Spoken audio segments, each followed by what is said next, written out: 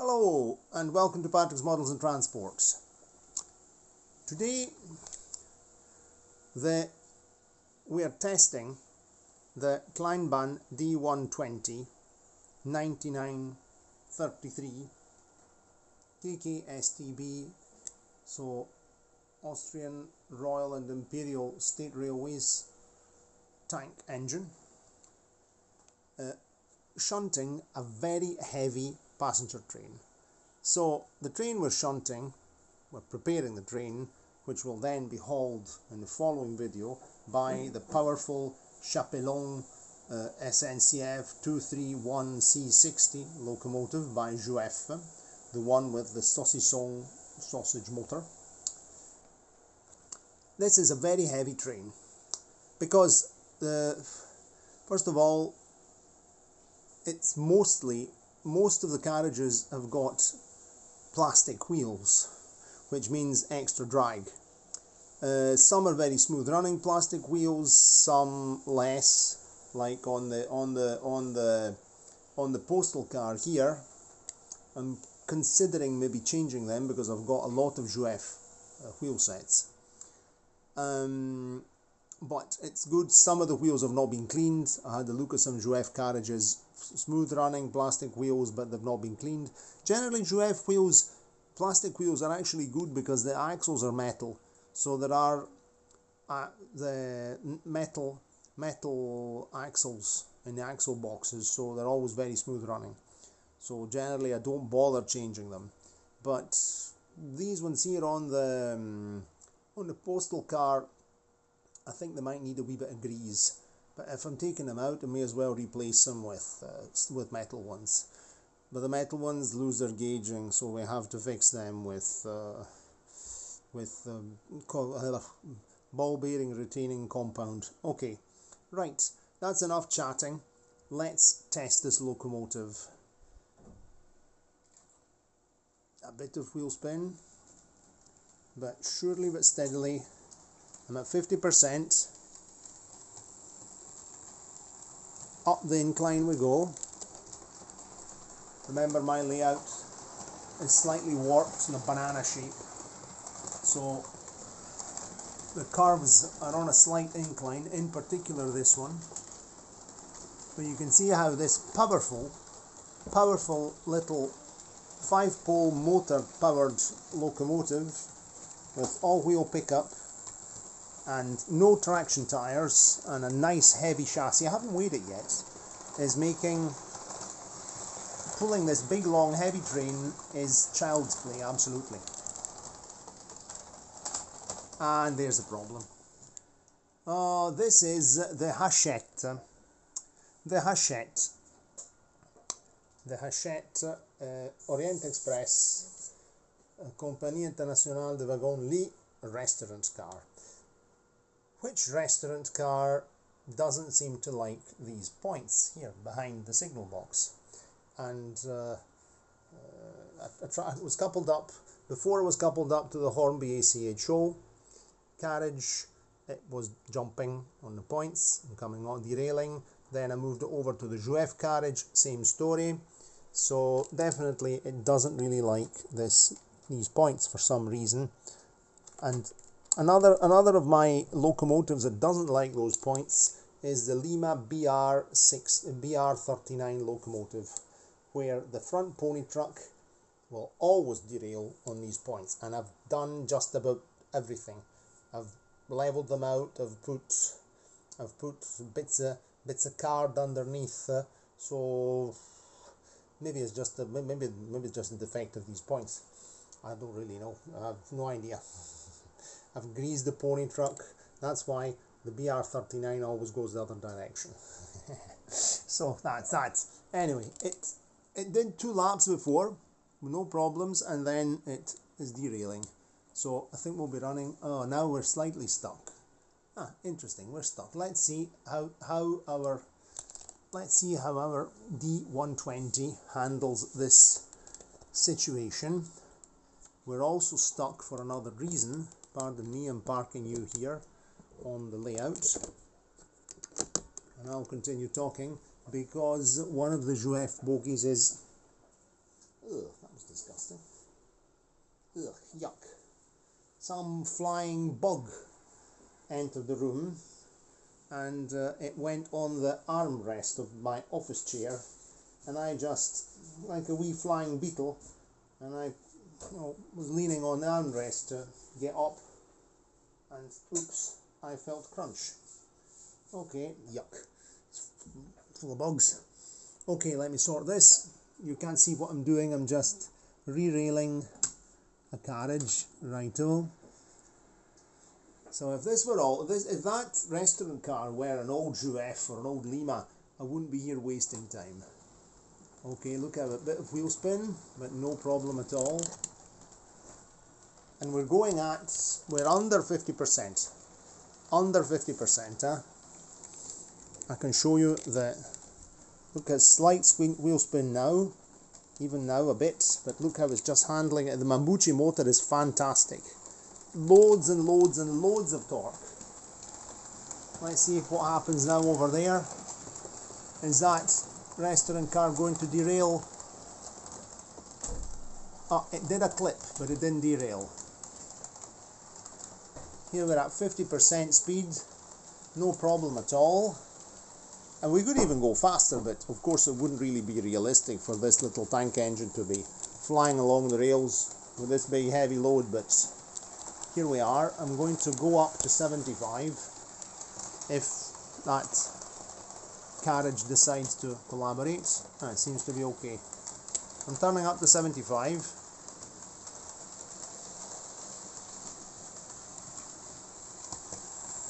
No traction tyres, huh? Just a nice heavy chassis. A nice heavy chassis and all-wheel pickup.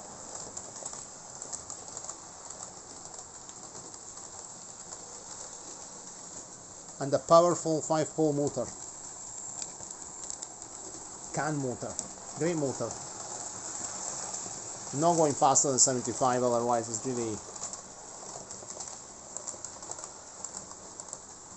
It's a very nice carriage, that Hachette Orient Express, but seems to have this temperamental behaviour. So a few words on the train, in case you're new on the channel. We'll sort of come along and I'll present you the rolling stock one by one. Okay, well, you know the Kleinbahn D120. Here we have which is the locomotive with the most modern motor in my fleet. And I'm really very, very, very impressed by this locomotive now that I've cleaned it and everything's working well. So we have Juef postal car. Then we've got a Hornby. Oops. Now the problem is that we've practically got a lot of drag because the train goes all the way over there on a very tight bend. So our little locomotive is struggling. So we're going to go in reverse a bit, and then we'll go as far as here and change direction, and there we go. Okay, so then we have a Hornby ACHO first class carriage. These are heavy carriages, heavy plastic and metal bogies with plastic wheels, metal axles, very smooth running axles. These are really very good, and these are slightly longer. They're more full length than the Juef ones, which are the same design of carriage. I don't remember the type of carriage. This is a type of French passenger coach, which I like very much. It's really very nice. And you can see Hornby ACHO made the same, was in competition with Juef, and it made the same models. And even he also made this postal car was also made by Hornby ACHO. I've got the Juef version, which is a very nice model, a very good model. The only thing is, as these plastic wheels, which are not super smooth running, I have to see what to do. I would even like to keep the plastic ones on because they're black. They're maybe more realistic. In a way, they're not shiny. And I might just open up and put some. And generally, when I want bogies to run smoothly, I put a mix of sewing machine oil and technical petroleum jelly in the axle boxes, and that does the job very well. The same stuff I put in the rotor bearings when I'm working on motors.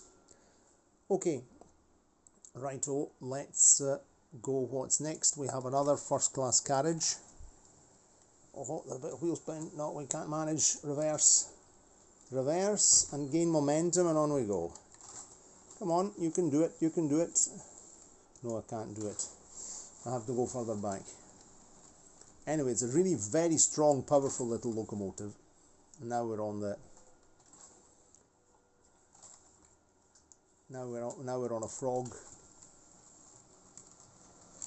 I'm just going to pull it along and get past this bend. We all like a bit of wheel slip, don't we? Okay, we have a Jouef first class. We have the Hachette restaurant car. Jouef first and second. The second class Hornby ACHO. And then I'm just going to come around one more lap and talk about the last two carriages of the train, last two coaches. Our little locomotive is working well. Right, I'm just stopping here. So, I'd said before, I told you this is the Hachette made in China, full length, very well detailed Compagnie Internationale de Wagons-Lits et de Grand Express, Europa. Here it is. Followed by a first and second class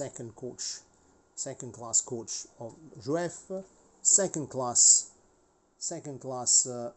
same identical coach but by Hornby ACHO.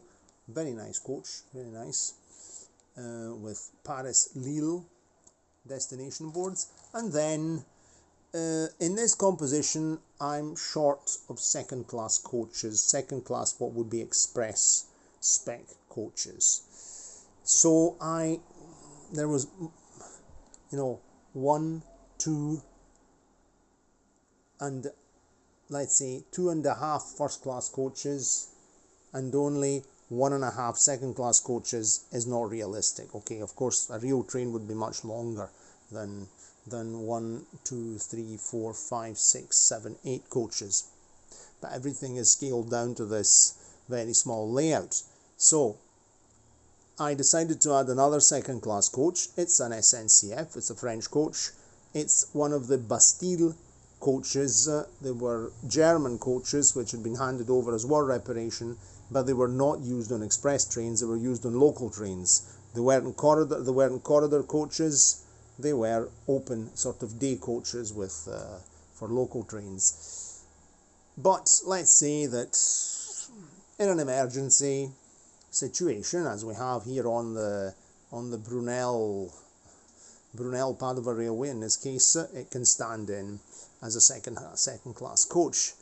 And so here it is, very nice coach. This is by Lilliput. This is a Lilliput model, very nice, very smooth running.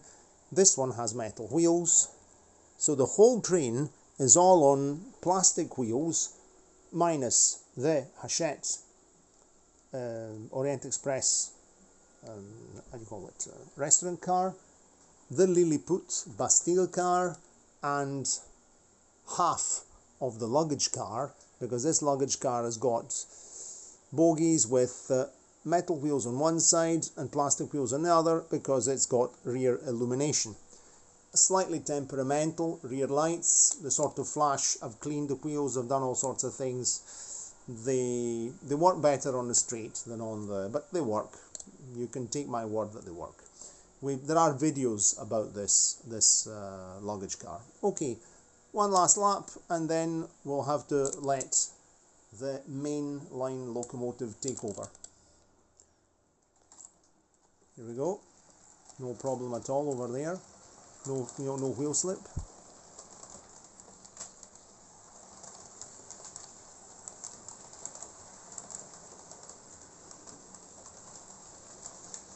I think we'll just do this now. We'll uncouple, and then we'll just send our D120 to the other side of the railway and pick it up and in reverse. Oops, my mistake. And coupled up again. Wrong direction, sir, wrong direction. What a smashing locomotive, absolutely. And it really loves heavy loads. It wants to work. It works. It's really a hard working locomotive. Okay, that's coupled up, no problem. Let's see. It's working as well in reverse. No problem at all, easy meat. Bit of wheel slip here. Okay. Building up speed, I'm up above 50%. Lots of power. And it uncoupled. There's a dip in the line here. This happens when it's going in reverse. This is my wonderful track work. There's a dip in the line because of the regular track, because of the warped boards, and so it tends to uncouple when we're here.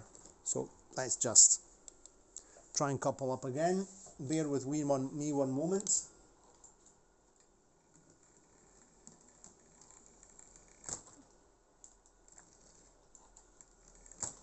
You coupling or not? Is he coupling?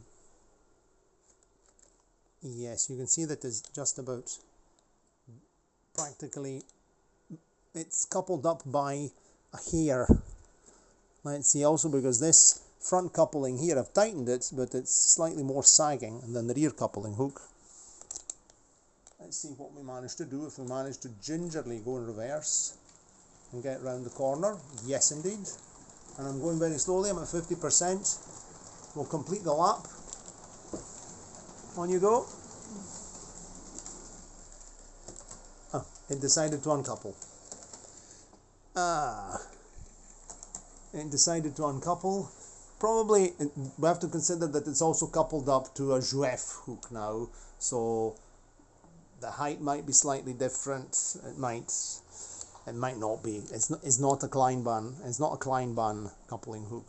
I've noticed that the Kleinbahns couple perfectly to Fleischmann.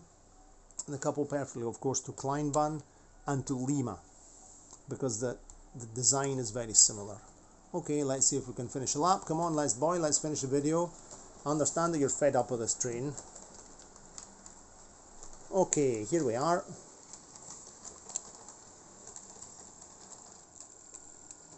So I can see that our adding a bit of power. Okay, so I think that the test has been very successful. The Kleinbahn D120 with a Mabuchi 5-pole motor, can motor, is a powerful locomotive and it's fantastic. I'll have to weigh it. I'll weigh it. We'll maybe talk about it in another video. I'll have to borrow my wife's kitchen scales, the nice ones with the battery, to weigh the locomotive. She's walking past now, that way she knows I'm going to be borrowing them. And we'll actually weigh it, but a great locomotive, lots of pulling power, lots of torque. The 5-pole motor is fantastic, so keep your eyes open for the Kleinbahn D120 with the Mabuchi can motor, lovely motor. And I'd really like to try the one with to do a comparative test with the one with the Ringfield motor to see how much torque that has and performance and everything else. I'd be really very interested in doing that, as I mentioned in previous videos. So that's that for the moment. Now I'm going to wind up the video and get this big brown boy here on the line, the astounding Juef sausage motor powered 231C60. Great locomotive, absolutely. I improved the boiler banding with some brass paint and things, and the buffer bars. This was just plain brown and black coal, nothing else. And I also improved the paint of these cylinders up here, various other bits and pieces in matte black. I looked at umpteen photographs to see what to do. I should add the the electrocution, the high voltage overhead warning sign here. I have those decals. I've got some of them, so I should do that. We might do that together. So this one here will be taking over this super powerful motor with ball bearings. It's got ball bearings inside. Great motor. Loads of torque, very low fuel absorption. Sorry, not fuel. Voltage, electricity absorption, power absorption. I'm already thinking about coal. No, I don't have coal-powered locomotives on the layout. It might be getting very smoky in here. I'd like. Okay, I'm talking nonsense. I'm havering now. Okay, cheerio from the city of Brunel, and see you in the next one. Ciao, ciao.